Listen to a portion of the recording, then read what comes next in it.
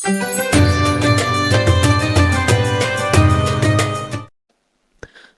بالله من الشيطان الرجيم. بسم الله الرحمن الرحيم. الحمد لله رب العالمين الرحمن الرحيم مالك يوم الدين. إياك نعبد وإياك نستعين. اهدنا الصراط المستقيم صراط الذين أنعمت عليهم غير المغضوب عليهم ولا الضالين. Assalamualaikum warahmatullahi wabarakatuh. Alhamdulillahi rabbil alamin. Allahumma salli ala sayyidina Muhammad wa ala alihi wa sahbihi ajma'in, amma ba'. Segala puji syukur bagi Allah Subhanahu wa taala. Salawat dan salam bagi Rasulullah sallallahu alaihi wasallam. Para jemaah sekalian yang dirahmati Allah Subhanahu wa taala, malam hari ini kita alhamdulillah diberi nikmat oleh Allah, nikmat iman, nikmat Islam, nikmat kesehatan dan nikmat kesempatan. Semoga kita senantiasa dalam taufik hidayah Allah agar kita bisa senantiasa mensyukuri nikmat yang telah diberikan oleh Allah Subhanahu wa taala. Bapak Ibu yang dirahmati Allah Subhanahu wa taala, pada malam hari ini kita melanjut kajian kita yaitu masalah fikih, yang mana pada malam hari ini kita membahas rukun solat yang ke-9. Bismillahirrahmanirrahim. Wattasi'u tasyahhudul akhir. Rukun solat yang ke-9 adalah membaca tasyahud akhir.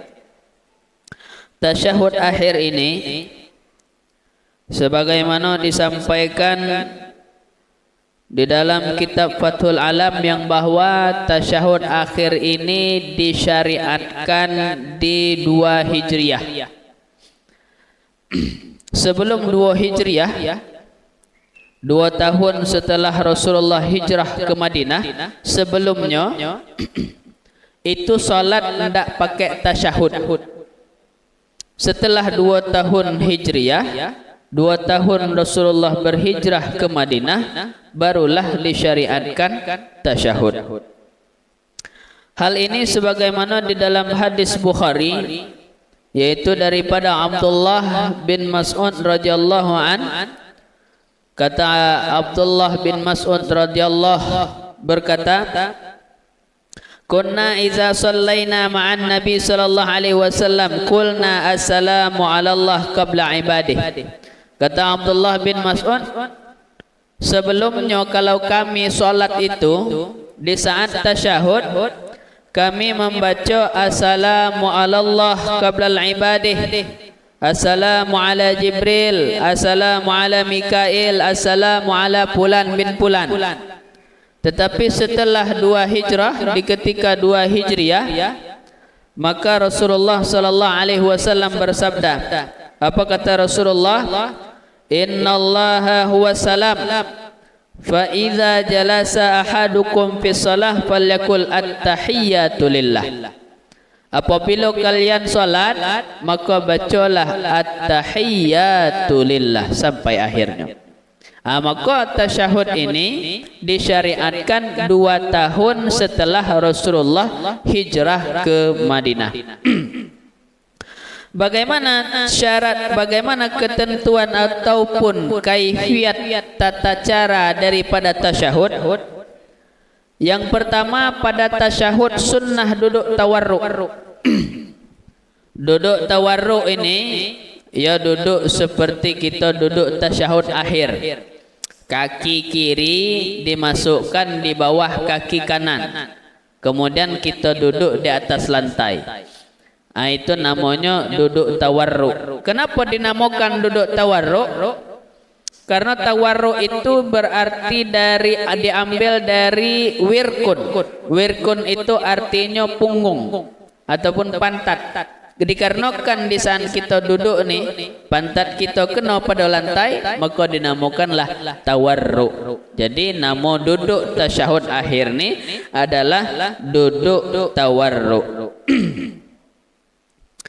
Kecuali bagi orang yang masbuk ataupun bagi orang yang sunnah sujud sahwi, maka di saat duduk tasyahud akhir dia tidak duduk tawarruk, tetapi dia duduknya seperti duduk tasyahud awal.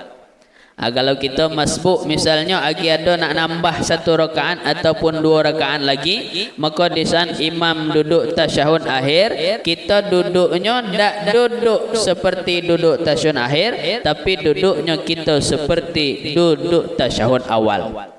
Ataupun kita melakukan kesalahan di dalam solat sehingga kita sunnah untuk sujud sahwi, maka di saat kita duduk tasyahud akhir, maka duduknya tidak duduk tawarruk, tetapi duduknya duduk tasyahud awal ataupun dinamo duduk iftirash.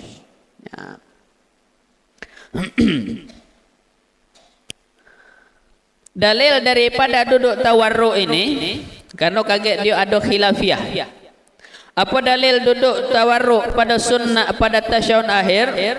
Adalah hadis daripada Rasulullah, yaitu riwayat daripada Imam Al-Bukhari.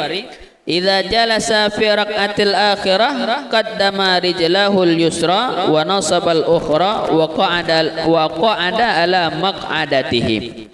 Ketika Rasulullah duduk tasyahud akhir, maka Rasulullah letakkan kaki kiri di bawah kaki kanan, kemudian kaki kanan yang ditegak dan duduk pada tempat beliau solat. Jadi di saat kita duduk tasyahud akhir itu, kaki kanan ni ditegak, duduk tasyahud akhir. Macam ko, ini di bawah sini, ini ditegak macam ni. Ini duduk kena di lantai. Sebahagian kan ada yang macam ko, ya. Dia sunnahnya seperti ini, ditegakkan.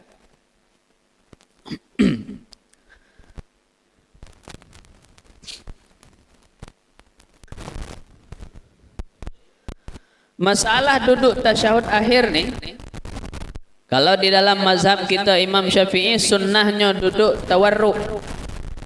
Tetapi oleh Syekh Dr. Wahbah Zuhaili di dalam kitab Al-Fiqhu Al-Islami wa Adillatuh, yaitu kitab perbandingan antar mazhab, beliau mengatakan pada duduk tasyahud akhir ini ada khilafiyah antar mazhab. Seperti misalnya Imam mazhab Abu Hanifah, kalau mazhab beliau ini duduk tasyahud awal ataupun tasyahud akhir, duduknya tetap duduk iftirash. Tasyahud akhir juga duduknya seperti duduk tahiyat awal. Jadi tak ada beda. Tahiyat awal duduknya seperti kita duduk antara 2 sujud, dan tahiyat akhir juga duduknya seperti duduk antara 2 sujud. Kalau menurut mazhab Malik, Imam Malik, duduk tawarruk pada tasyahud awal dan akhir. Apa balik? Kalau Imam Abu Hanifah tadi duduk tasyahud awal dengan tasyahud akhir duduknya iftirash. Kalau mazhab Imam Malik, tasyahud awal dan tasyahud akhir duduknya tawarruk. Jadi tasyahud awal pun duduknya juga tawarruk. Itu kalau mazhab Imam Abu Hanifah.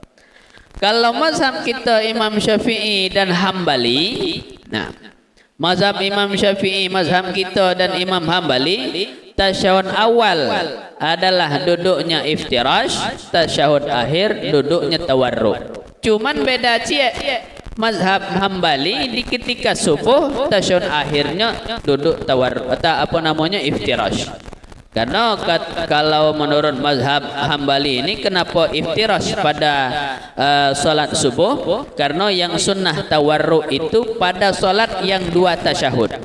Kalau solat yang 1 tasyahud, maka tasyahud akhir dia tetap iftirash. Cuman kalau dalam mazhab kita, tasyahud awal dia duduknya iftirash, tasyahud akhir dia duduknya tawarruk. Di dalam duduk tasyahud ini Maka ada beberapa hal yang sunnah untuk dilakukan. Yang pertama, meletakkan tangan kiri di atas, meletakkan tangan kanan di atas paha kanan, meletakkan tangan kiri di atas paha kiri, sejajar.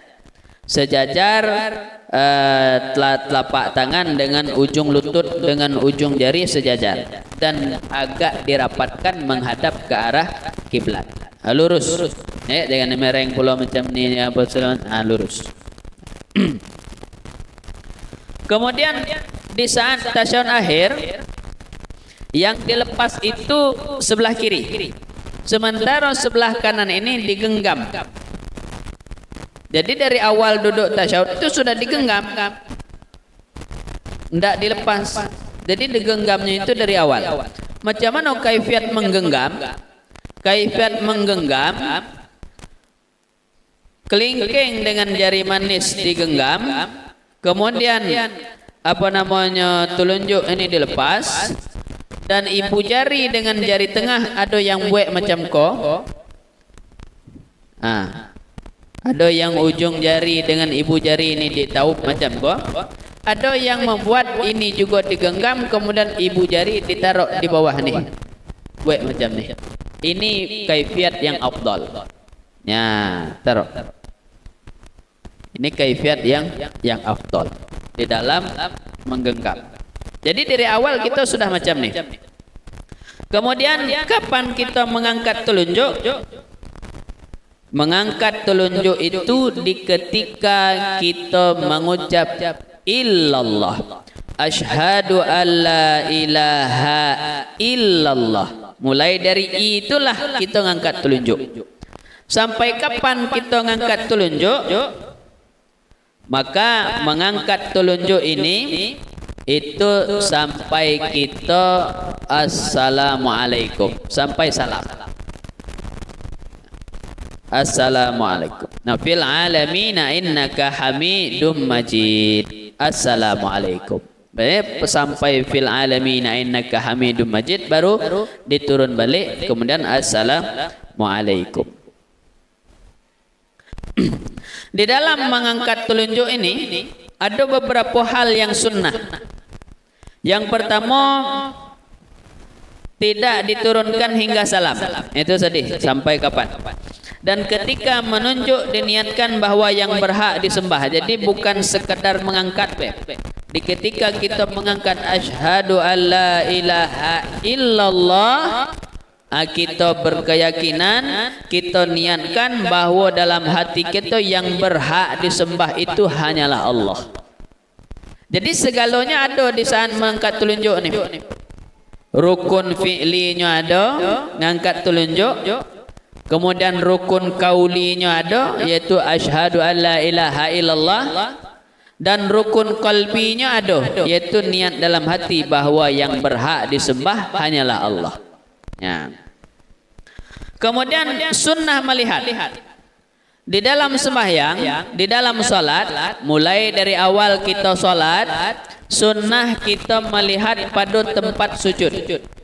Bahkan makruh hukumnya kalau seandainya dalam salat kita nengok ni, kita nengok tu segala macam. Jadi fokus kepada tempat sujud. Tetapi ada beberapa hal, salah satunya yang tidak melihat kepada tempat sujud di saat kita mengangkat jari. Asyhadu alla ilaha illallah. Mengucap illallah, mengangkat jari, sunnah kita melihat kepada telunjuk. Sampai kapan kita melihat kepada telunjuk ini? Maka Syekh Nawawi Al-Bantani rahimahullah berkata, sampai salam. Sampai salam kita melihat kepada telunjuk.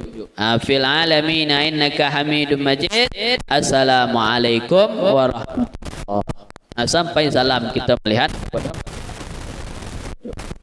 Adakah dalil kita untuk melihat kepada telunjuk?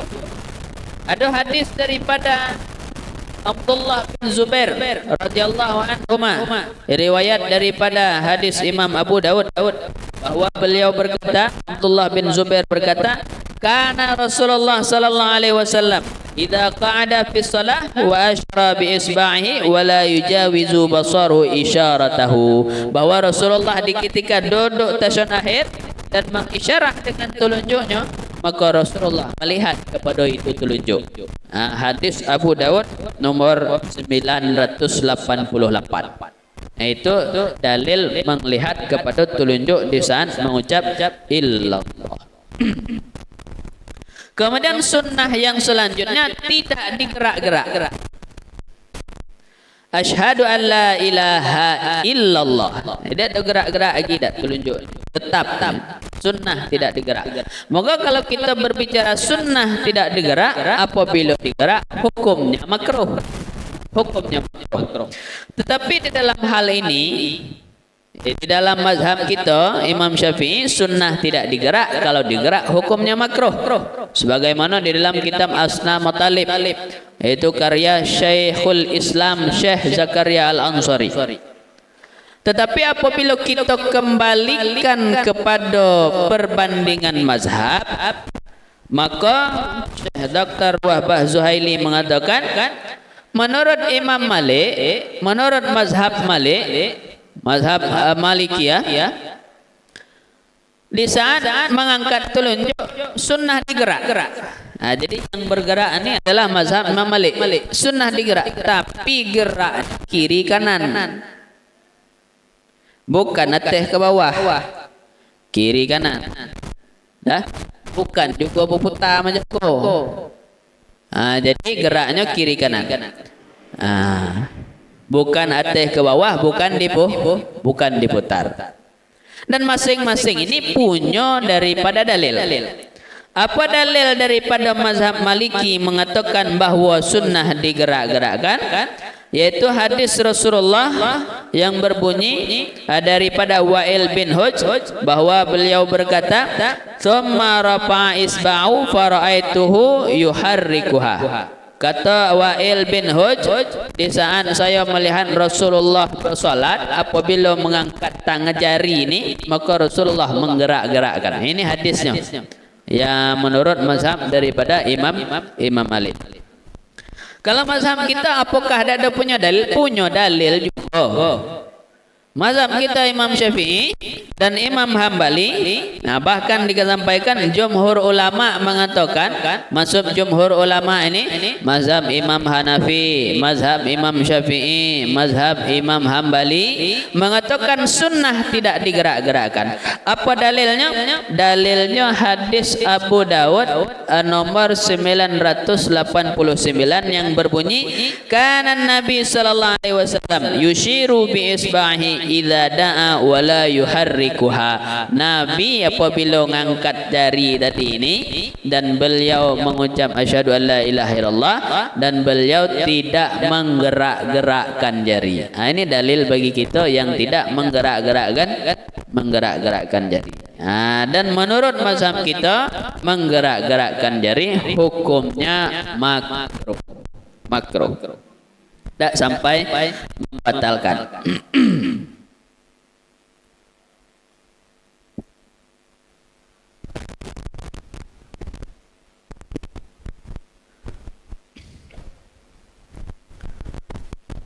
Adapun masalah tasyahud, sekurang-kurang tasyahud, at-tahiyatu lillah, salamun alaika ayyuhan nabiy wa rahmatullahi wa barakatuh, salamun alaina wa ala ibadillahi salihin, asyhadu an la ilaha illallah wa asyhadu anna muhammadar rasulullah. Itu sekurang-kurangnya tasyahud. Nanti di pembahasan selanjutnya kita akan membahas tentang bagaimana hukum mengucap Sayyidina pada selawat. Allahumma salli ala Sayyidina Muhammad wa ala ali Sayyidina Muhammad. Wallahu a'lam bishawab. Ada pertanyaan? Silakan.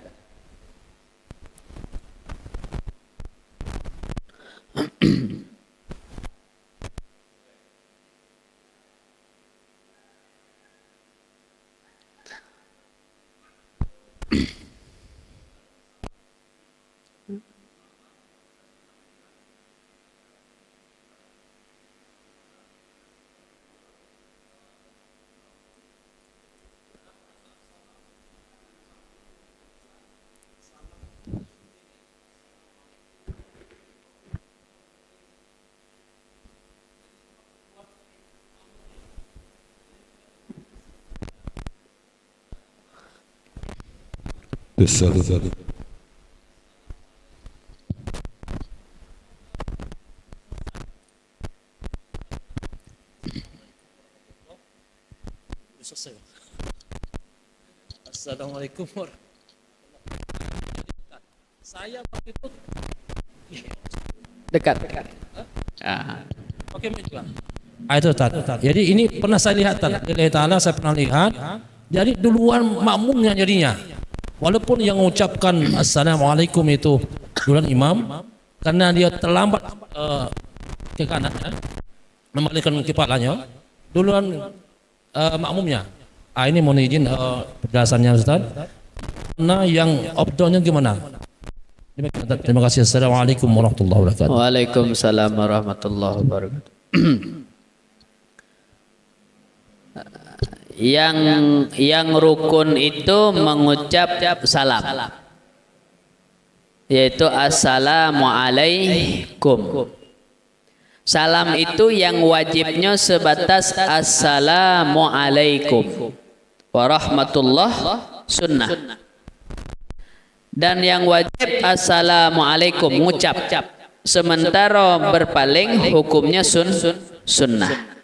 Nah, jadi assalamualaikum. Kalau kita tidak berpaling juga tidak masalah. Nah, itu hanya hukumnya sunnah. Tapi bagaimana kaifiat yang benar dalam assalam ini? Yang pertama sunnah sampai assalamualaikum warahmatullah. Tidak sunnah sampai wabarakatuh. Cuman assalamualaikum warahmatullah. Kapan kita berpaling? Berpalingnya di saat menyebut warahmatullah. Assalamualaikum warahmatullah. Warahmatullah berpaling. Sejauh mana kita berpaling? Kadang ada yang macam ni, assalamualaikum warahmatullah. Nah, ada pula assalamualaikum warahmatullah. Nengok pula kantin ujung. Macam mana cara? Jadi cara berpaling itu cukup berpaling dengan seukuran pipi kita yang di samping ini nampak oleh makmum yang di belakang. Nah, itu ukuran berpaling. Nah, jadi kaifiat salam yang pertama cukup sebatas assalamualaikum, sunnahnya assalamualaikum warahmatullah, berpalingnya di saat mengucap warahmatullah. Assalamualaikum warahmatullah. Assalamualaikum warahmatullah. Nah, gitu. Dah? Nah, jadi kalau kedahuluan tadi berpalingnya tidak masalah. Ya, tidak membatalkan. Kecuali dia kedahuluannya mengucap assalam. Assalamualaikum, itu baru. Ya. Dan juga mengucap assalamualaikum harus assalamualaikum. Kalau dalam bahasa Arab tu alif lam syamsiyah. Kalau dalam ilmu tajwid harus assalamualaikum. Kalau assalamualaikum tidak pakai as lagi, cuman assalamualaikum, tidak sah salam. Dia harus assalamualaikum. Kalau cuman assalamualaikum ini tidak sah salam. Ya. Jadi harus diperhatikan assalamualaikum. Ya, tidak memadai cuman salam. Assalamualaikum. Dah? Wallahu a'lam bishawab. Ada lagi?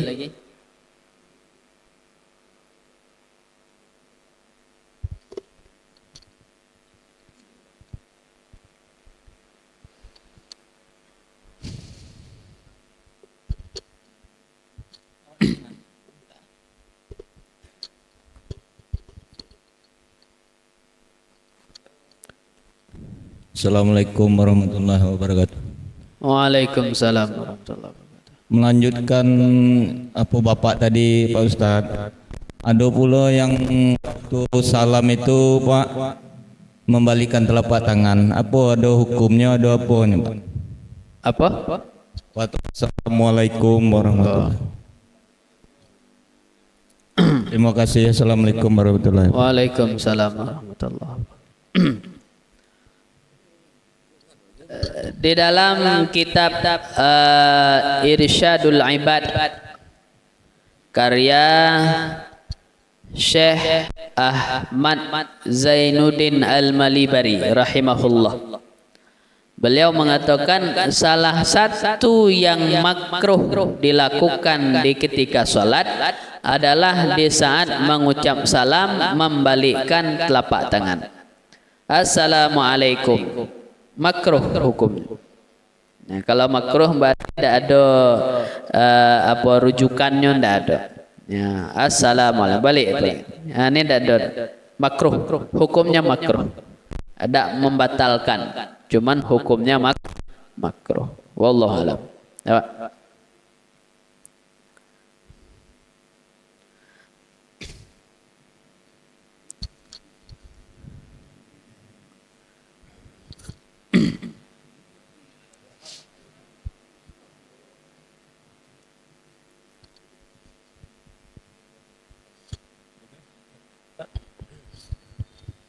Mohon izin satu Ustaz. Oh, ini mungkin di luar konteks kita nih Ustaz. Boleh ya Ustaz? Boleh. Oh, ini berkaitan dengan berwudu Ustaz. Ini saya berapa hari apa ya? 2 hari yang lewat kalau tidak salah kami sholat di satu masjid. Itu ada tempat buang air kecil tapi posisinya berdiri yang modern lah seperti ini. Yang saya tanyakan Ustaz, ini berkaitan dengan kita buang air kecil ini yang berdiri Ustaz. Ini apa memang ada dalilnya Ustaz? Asalnya kalau kami awam ini logika saya.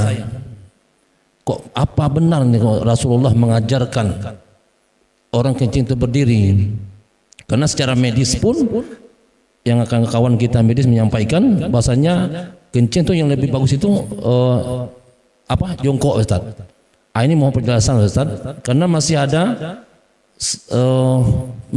mohon maaf saya tidak menyebutkan masjidnya, masih ada seperti itu Ustaz. Kalau kami Ustaz, saya pernah menyampaikan itu, saya tanya itu. Sekarang ini sudah nggak ada lagi Ustaz. Mohon penjelasan. Demikian Ustaz. Terima kasih. Assalamualaikum warahmatullahi wabarakatuh. Waalaikumsalam.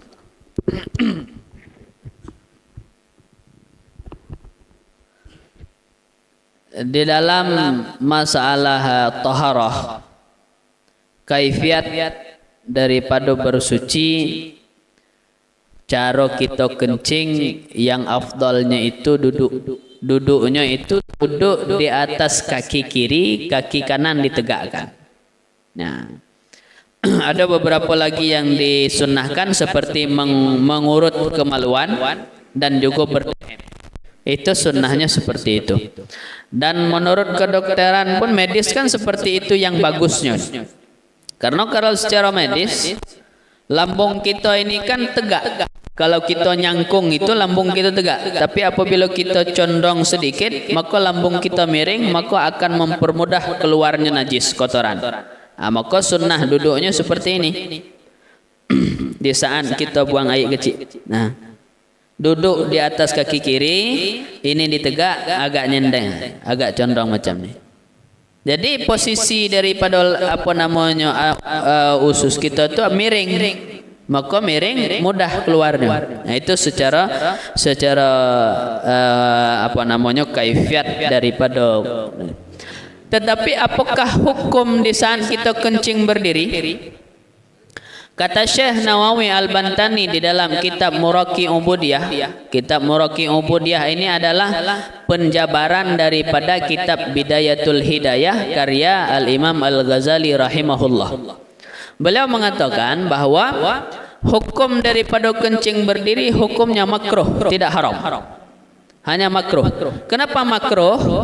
Karena Nabi pernah sekali kencing tegak. Tetapi kencing tegaknya Nabi ini ada yang mengatakan kencing tegaknya Nabi karena tempatnya kotor, sehingga takut kaget kalau kencingnya duduk, takut kena percikan sehingga bernajis. Ada juga yang kata Nabi kencing tegak untuk mengobati orang yang beser. Jadi rupanya kencing manis itu bisa diobati dengan kencing tegak kalau menurut sebahagian ulama.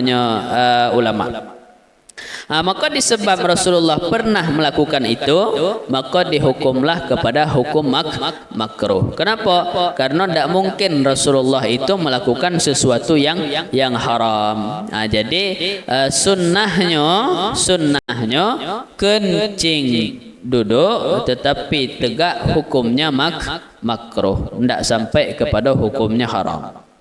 Wallahu a'lam. Sudah? Izin Ustaz, Assalamualaikum warahmatullahi wabarakatuh. Waalaikumsalam. Ini terkait dengan bacaan solawat di tazah akhir. Itu ada yang mengatakan pakai Sayyidina Muhammad, ada yang tidak. Mungkin demikian. Assalamualaikum warahmatullahi wabarakatuh. Baik, pakai masalah Sayyidina. Di dalam bab masalah solawat, maka ulama berbeda pendapat sebagaimana dijelaskan di dalam kitab Hasyiah Al-Bajuri karya Syekh Al-Bajuri ataupun di dalam kitab Fathul Alam. Dijelaskan yang bahwa dalam memakai Sayyidina, lebih-lebih lagi di dalam salat, maka ulama dua versi. Ada yang mengatakan tidak pakai Sayyidina. Kenapa? Karena hadis yang ada, hadis yang langsung dari Rasulullah tidak pakai Sayyidina. Jadi makanya ulama sebahagian tidak pakai Sayyidina karena hadisnya tidak pakai Sayyidina. Nah, pendapat yang kuat di dalam sebagaimana Syekh Ibrahim Al-Bajuri rahimahullah mengatakan pakai Sayyidina. Kenapa pakai Sayyidina sementara hadis tidak pakai Sayyidina? Karena ada kaidah mengatakan beradab itu lebih penting daripada mengerjakan perintah. Memang hadisnya tidak pakai Sayyidina, tetapi kita harus mendahulukan adab. Karena di saat memanggil nama Rasulullah, Allah sendiri melarang jangan memanggil nama Rasulullah dengan namanya, tetapi panggillah pakai gelar. Itu adabnya kita.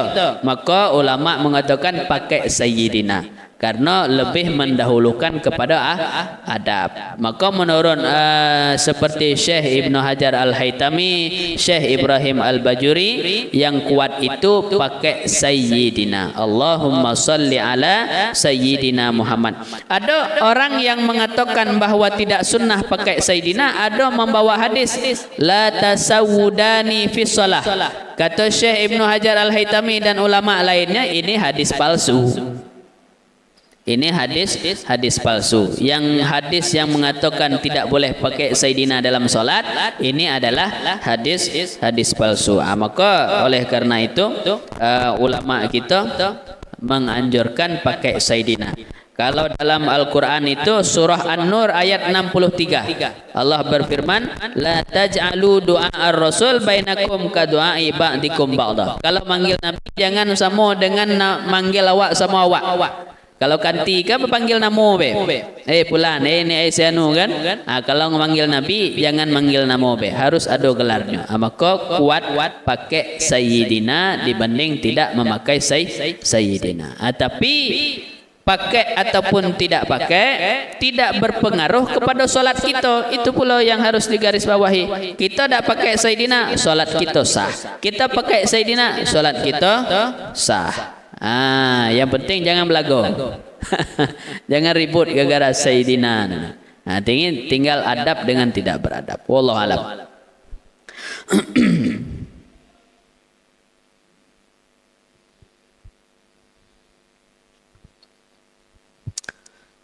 Ada lagi yang nak nanya?